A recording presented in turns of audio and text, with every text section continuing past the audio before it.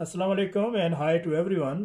आज हम CCP 3.1 chapter 22 the weldability of the steel का पेज 14 में इंटरक्रिस्टलाइन क्रोजन के मतलब डिस्कस करेंगे। तो यहाँ से अभी हम इसको स्टार्ट करते हैं। क्रैक टाइप इंटरक्रिस्टलाइन क्रोजन, और ये किस जगह पे आते हैं, इसकी लोकेशन क्या है। ये वेल्ड में हीट अफेक्टेड जोन के एरिया में आते हैं। हीट अफेक्टेड जोन में लॉन्गिजिनल डायरेक्शन पे आते हैं ये। और स्टील टाइप्स कौन सी है, ये स्टेनलेस स्टील में आते हैं। और ससेप्टिबल माइक्रोस्ट्रक्चर, और जिस माइक्रोस्ट्रक्चर के जो ग्रेन है वीक होते हैं उसकी ग्रेन बाउंड्री में मेटल सेंसिटाइज होता है, तो वहाँ पे इंटरक्रिस्टलाइन क्रोजन आते हैं। Causes during the welding of the stainless steel, temperature gradient are met in the haze where chromium carbide can be formed from the carbon and chromium। यहाँ तक इसको देखते हैं। During the welding of the stainless steel, temperature gradient are met in the haze where chromium carbide can be formed from the carbon and chromiums। तो stainless steel को welding करने के दौरान जो हीट अफेक्टेड जोन के area में temperature बहुत ज़्यादा बढ़ जाता है, तो वहाँ पे क्रोमियम और कार्बन से क्रोमियम कार्बाइड बन जाते हैं। यहाँ से इसको देखते हैं। This carbide formation depleted the affected grain of the chromiums. Chromium के जो ग्रेन हीट से अफेक्ट होते हैं तो कार्बाइड उसकी जगह पे ले लेते हैं, तो कार्बाइड क्रोमियम की जगह ले लेते हैं, और इस तरह से तो जो क्रोमियम है वो अफेक्ट होने की वजह से वहां से कम हो जाते हैं, वहां से रिमूव हो जाते हैं, which will in turn severely reduce the corrosion resistance. तो जब कार्बाइड फॉर्मेशन बन जाती है तो वो क्रोमियम की जगह ले लेते हैं, तो वहां से जो क्रोजन है वो बहुत ज्यादा कम रेजिस्ट करता है। तो फिर इस तरह की जो सिचुएशन है वो क्रोजन को बहुत ज्यादा कम रेजिस्ट करती है, मतलब क्रोजन को लगने से बहुत कम रोकती है। Immediately after such an effect has occurred, we can say that the stainless steel has been sensitized। यहाँ तक तो immediately जब इस तरह का फिनोमेना होता है तो फिर हम कह सकते हैं कि जो स्टेनलेस स्टील है वो सेंसिटाइज हो चुकी है। That is to say it has become sensitive to corrosion। तो फिर कहा जा सकता है कि मेटल में अब क्रोजन जो है वो लग जाएगी। If not further treatment is given, then corrosion will be appear parallel to the weld toe with the HAZ. यहाँ तक इसको देखते हैं। और अगर किसी तरह का कोई सदेबाब कोई ट्रीटमेंट नहीं की गई तो जो वेल टो के पैरालल हीट अफेक्टेड जोन के एरिया में जो क्रोजन है वो लग जाएगी। This corrosion will become more evident when the weld is subsequently put in the service. और ये क्रोजन मजीद वाज़ेह हो जाती है कि जब इसको इन सर्विस में लाया जाता है। सब्सिक्वेंटली बाद में जब इसको जो है वो जिस एप्लीकेशन के लिए इसको डिज़ाइन किया गया है जब वहाँ पे इंस्टॉल करते हैं तो फिर ये क्रोजन बाद में फिर वाज़ेह हो जाती है। यहाँ से इसको देखते हैं। The problem is colloquially known as a weld. तो इस प्रॉब्लम को वेल्ड के भी कहते हैं। कोलोक्वियली मीन आमतौर पर बोले जाने वाला लफ्ज। तो फिर इस प्रॉब्लम को वेल्ड के भी कहते हैं। Although its occurrence is mainly in the heat affected zone। और ये आम तौर पर हीट अफेक्टेड जोन में खास तौर पर वेल्ड हीट, और ये खास तौर पर हीट अफेक्टेड जोन के एरिया में लगती है। Once initiated localized pitting may lead to be relatively rapid failure। यहाँ तक इसको देखते हैं। और जब ये क्रोजन एक दफा लग जाती है कुछ एरिया छोड़ा फिर आगे जाके, तो इसको लोकलाइज पिटिंग कहते हैं। यूनिफॉर्म पिटिंग वो होती है कि जो सारे मेटल में एक जैसी जो क्रोजन लगती है तो उसको जो है वो यूनिफॉर्म पिटिंग कहते हैं। तो यहाँ पे लोकलाइज पिटिंग की बात कर रहा है, क्योंकि जिस एरिया में जो ग्रेन है वो सेंसिटाइज होंगे उसी एरिया में इंटरक्रिस्टलाइन होगी। तो ये बहुत जल्दी जो मटेरियल को जिस स्ट्रक्चर पे हम काम कर रहे हैं जिस स्टेनलेस स्टील पे, तो उसको बहुत जल्दी फेल कर देती है। मतलब ये टारगेट से पहले ही, अगर हमारा 50 साल का टारगेट क्वालिटी के हवाले से इसका जो टारगेट है, लेकिन ये 50 साल से पहले उसको जो है फेल कर दे, उसमें क्रोजन लग जाती है, उसमें पिटिंग लग जाती है, तो ये बहुत जल्दी उसको फेल कर देती है। Prevention of the sensitization and intergranular corrosion in stainless steel. Prevention of sensitization and intergranular corrosion in stainless steels. यहाँ तक इसको देखते हैं। और स्टेनलेस स्टील को क्रोजन से और इंटरग्रेनुलर क्रोजन से प्रिवेंट करने के लिए कि वो सेंसिटाइजेशन से उसको किस तरह से बचाया जा सकता है, तो इस पे देखते हैं। नंबर ए में, to prevent the occurrence of the sensitization, parent metal with the carbon contents below 0.03% carbon are often used। यहाँ तक इसको देखते हैं। तो पेरेंट्स मेटल को, स्टेनलेस स्टील को जिस पे हम काम कर रहे हैं, तो उसको ये देखना होता है कि जो पेरेंट्स मेटल में जो कार्बन कंटेंट है वो 0.03% से कम होने चाहिए। This reduces the free carbon available to forms chromium carbides। यहाँ तक इसको देखते हैं।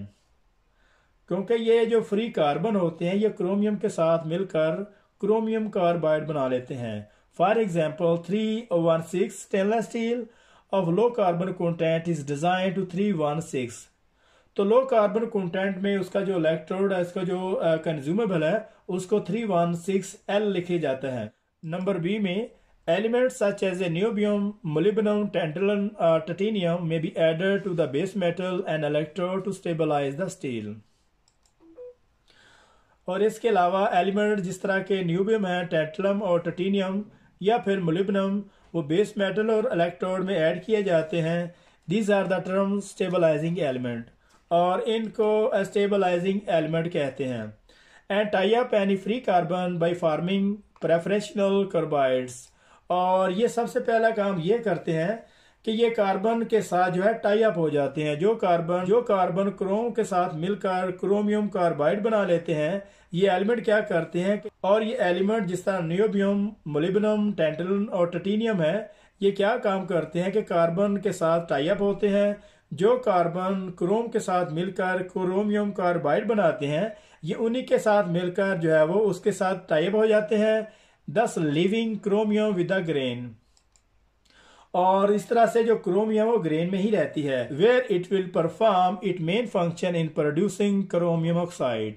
तो स्टेबलाइजिंग एलिमेंट क्या करते हैं कि कार्बन के साथ टाई अप हो जाते हैं और जो क्रोम है वो ग्रेन में ही रहते हैं। और स्टेबलाइजिंग एलिमेंट का जो मेन फंक्शन ये है कि ये क्रोम के साथ क्रोमियम ऑक्साइड बना लेते हैं, and thus resisting the effect of the further corrosion। और इस तरह से जो मजीद क्रोजन नहीं लगती। तो यहाँ पे चंद क्वेश्चन बनते हैं कि जो स्टेबलाइजिंग एलिमेंट हैं जैसे न्यूबियम, मोलिब्डेनम, टैंटलम और टिटेनियम, ये क्या काम करते हैं, ये क्रोमियम ऑक्साइड बनाते हैं। अगर न्यूबियम है तो वो भी क्रोमियम ऑक्साइड बनाएगा, ये नहीं कि वो न्यूबियम ऑक्साइड बनाएगा, वो भी क्रोमियम ऑक्साइड ही बनाएगा। इसी तरीके से जो चारों के चारों जितने भी एलिमेंट इसमें एज ए स्टेबलाइजिंग एलिमेंट के तौर पर इस्तेमाल किए जाते हैं, ये क्रोमियम ऑक्साइड बनाते हैं। ये कार्बन को होल्ड कर लेते हैं और जो क्रोम है वो फ्री में रहती है। और इसी तरीके से जब उसमें ऐड किए जाते हैं वेल्डिंग के दौरान, तो ये क्या काम करते हैं कि ये क्रोमियम ऑक्साइड बनाते हैं और इस तरीके से मजीद मेटल में क्रोजन वगैरह नहीं लगती। यहाँ से इसको स्टार्ट करते हैं। The association of the chromium and carbon into chrome carbides is vary time temperature depending occurring between 600 to 850 centigrade. यहाँ तक इसको देखते हैं। तो क्रोम और कार्बन से जब क्रोमियम कार्बाइड बनते हैं तो ये डिपेंड करता है कि उस वक्त उसका जो टाइम और टेम्परेचर कितना है। तो उस वक्त उसका जो टेम्परेचर वो 600 सेंटीग्रेड टू 850 सेंटीग्रेड होता है। Most welding procedure are design to reduce the time that the heat affected zone remain within this temperature range। यहाँ तक इसको देखते हैं। और जो मोस्टली वेल्डिंग प्रोसीजर है वो इसलिए डिज़ाइन किए जाते हैं कि वहाँ पे जो टाइम है वो कम से कम जो है वो वेस्ट हो। that the heat affected zone remain within the temperature range। और जो हीट अफेक्टेड जोन है वो अपनी टेम्परेचर रेंज में रहे। मतलब जो WPS में मेंशन है, मतलब WPS में जो हीट अफेक्टेड जोन का जो टेम्परेचर है वो लिमिट में रहे। Therefore, it is normal to see maximum interpass temperature control applied। यहाँ तक इसको देखते हैं। तो इसलिए कहा जाता है कि जो इंटरपास टेम्परेचर है उसको मैक्सिमम होना चाहिए। तो यहाँ पे एक बहुत ज़्यादा इम्पोर्टेंट यहाँ पे एक आंसर क्वेश्चन ये बनता है कि जो इंटरपास टेम्परेचर है उसको मैक्सिमम होना चाहिए और जो प्री हीट टेम्परेचर है उसको मिनिमम। मतलब प्री हीट जो है मिनिमम टेम्परेचर से नीचे ना हो और जो इंटरपास टेम्परेचर है वो मैक्सिमम से ऊपर ना हो। तो यहाँ से डी में चेक करते हैं। ए सेंसिटाइज्ड स्टेनलेस स्टील में B solution anneals after welding by heating to greater than 1100 centigrade and cooled rapidly. यहाँ तक इसको देखते हैं। और जब स्टेनलेस स्टील वेल्डिंग की वजह से सेंसिटाइज हो जाती है तो फिर उसको ग्रेटर देन 1100 सेंटीग्रेड पे उसको जो है हीट किया जाता है, और हीट करने के बाद उसकी जो कूलिंग है वो रैपिडली की जाती है। This dissolve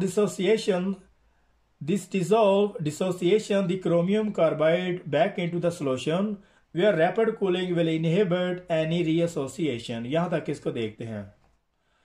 और जो सेंसिटाइज स्टेनलेस स्टील है उसको सोल्यूशन अनिलिंग करते हैं। जब वेल्डिंग के बाद मेटल सेंसिटाइज होता है तो उसके बाद उसको हीट ग्रेटर देन 11 सेंटीग्रेड पे उसको जो हीट किया जाता है और फिर उसको जो रैपिडली कूल किया जाता है। और इस तरीके से जो क्रोमियम कार्बाइड है वो बैक सोल्यूशन में चले जाते हैं और दोबारा से क्रोम और कार्बन जो है वो आपस में नहीं मिलते। तो यहाँ पे चंद क्वेश्चन भी बनते हैं कि इंटरक्रिस्टलाइन कोरोजन किस मेटल में आती है, अलाय स्टील में, स्टेनलेस स्टील में, या फिर कार्बन मैंगनीज स्टील में, या फिर ऑल ऑफ देम। तो इंटरक्रिस्टलाइन कोरोजन हमेशा स्टेनलेस स्टील में आती है। एरिया में तो जिस एरिया में माइक्रो स्ट्रक्चर के जो ग्रेन है वो हीट से अफेक्ट हो जाते हैं, उसकी जो ग्रेन बाउंड्री में, तो वहां पे मेटल सेंसिटाइज हो जाता है, तो वहां पे इंटरक्रिस्टलाइन कोरोजन आती है। तो ये होता इस वजह से है कि जब स्टेनलेस स्टील को वेल्डिंग करते हैं तो वेल्डिंग करने के दौरान इसका जो हीट अफेक्टेड जोन के एरिया में इसका जो टेम्परेचर बहुत ज्यादा बढ़ जाता है। तो स्टेनलेस स्टील में जो क्रोम और कार्बन होते हैं वो क्रोमियम कार्बाइड बन जाते हैं हीट की वजह से। तो ये जो कार्बाइड बनते हैं तो यही कार्बाइड क्रोम की जगह ले लेते हैं और इस तरीके से जो क्रोजन है वो, तो इस तरीके से मेटल क्रोजन को बहुत ज्यादा कम रेजिस्ट करता है। तो हम ये कह देते हैं कि अब मेटल जो है वो स्टेनलेस स्टील जो है वो सेंसिटाइज हो चुकी है, तो अब इस पे क्रोजन लग जाएगी। और अगर मजीद इस पे किस तरह की कोई ट्रीटमेंट नहीं की गई, जैसे कि अगर इस पे किसी तरह की कोई ट्रीटमेंट नहीं करते, कोई इसका सदेबाब नहीं करते, तो जो क्रोजन है वो वेल्ट होके हीट अफेक्टेड जोन में इसके पैरेलल जो है वो, और बाद में जब इस एप्लीकेशन को इन सर्विस किया जाता है तो फिर ये वाज़ेह हो जाती है। तो जब मेटल सेंसिटाइज होता है तो इसको वेल्ड के भी कहते हैं, और ये खास तौर पर हीट अफेक्टेड जोन के एरिया में ही आती है। और जब क्रोजन एक दफा शुरू हो जाती है तो ये मेटल को बहुत जल्दी फेल कर देती है। तो इंटरक्रिस्टलाइन क्रोजन और सेंसिटाइजेशन से बचाने के लिए स्टेनलेस स्टील को किस तरीके से प्रिवेंट किया जाता है, तो इसके जो पेरेंट्स मेटल है उसमें जो कार्बन कंटेंट बिलो 0.03% होनी चाहिए, और इसके अलावा इसमें एलिमेंट ऐड किए जाते हैं जो न्यूबियम, मोलिब्डेनम, टैंटलम और टाइटेनियम है, और इनको स्टेबलाइजिंग एलिमेंट कहते हैं। और इसको बेस मेटल और इलेक्ट्रोड दोनों में जो है वो यूज किया जाता है। और ये क्या काम करते हैं कि जो कार्बन फ्री कार्बन जो अवेलेबल हो उनके साथ टाई अप हो जाते हैं, और जो क्रोम है वो ग्रेन में ही रहते हैं। और इनका फंक्शन क्या है कि ये क्रोमियम ऑक्साइड बना लेते हैं। क्रोम के साथ मिलकर जितने भी ये स्टेबलाइजिंग एलिमेंट हैं ये क्रोमियम ऑक्साइड बना लेते हैं, और इस तरीके से क्रोजन जो है वो मजीद नहीं लगती। और क्रोम और कार्बन से जो क्रोमियम कार्बाइड बनते हैं उनका टेम्परेचर 600 सेंटीग्रेड से 850 सेंटीग्रेड पे बनते हैं। और जो इंटरपास टेम्परेचर है वो मैक्सिमम होना चाहिए, और जो प्री हीटिंग टेम्परेचर है उसे जो है मिनिमम होना चाहिए। बहुत ज्यादा ये इम्पोर्टेंट है, इसको ज़हन में रखना। ये तकरीबन हर जो है वो एग्जाम में इसके आने के चांसेस होते हैं। मतलब जो प्री हीट का जो टेम्परेचर है उसको मिनिमम टेम्परेचर में होना चाहिए, और जो इंटरपास टेम्परेचर है उसका जो टेम्परेचर है वो मैक्सिमम होना चाहिए।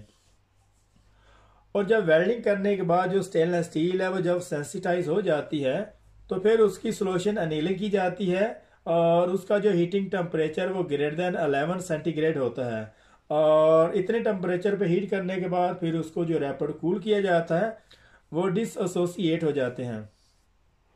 तो यहाँ पे हमारा 22.14 का यहाँ पे पेज ख़त्म हो रहा है।